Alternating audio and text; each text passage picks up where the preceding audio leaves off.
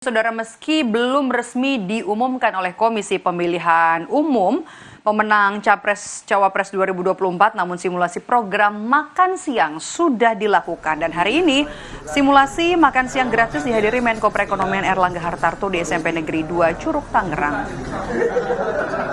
Simulasi makan siang gratis yang menjadi andalan Prabowo Gibran ini dilakukan oleh pemerintah Kabupaten Tangerang yang bersedia menjadi volunteer. Usai melihat simulasi makan siang gratis bagi para siswa, Menko Perekonomian Erlangga Hartarto bilang meski dengan harga Rp15.000 namun asupan nutrisinya terpenuhi.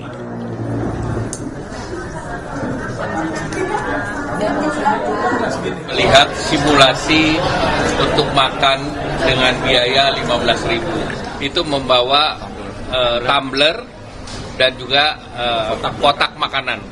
Di mana kotak makanan itu diisi di sini di kantin dengan berbagai menu.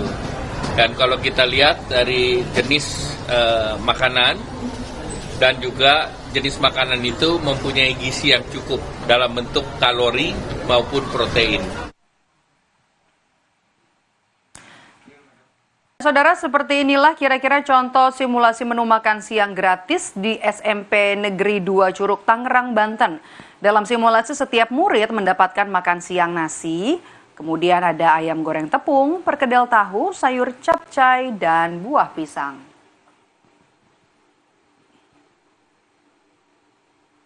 Warahmatullahi wabarakatuh. Swastiastu, namo buddhaya, salam kebajikan. Sementara saudara, kemarin relawan sahabat Bang Ara mengajak ribuan warga untuk makan siang gratis bersama di lapangan Gelanggang Generasi Muda atau GGM, Kabupaten Majalengka, Jawa Barat.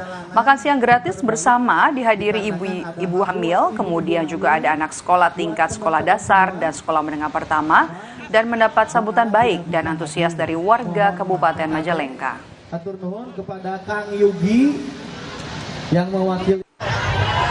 Angkat semuanya. Sangat bagus sekali. Terima kasih. Semoga ini berjalan seterusnya. Kalau kali ini menunya apa aja nih, Bu? Ini ada ayam goreng, tahu, tempe, sayur, telur, sama nasi putih air mineral.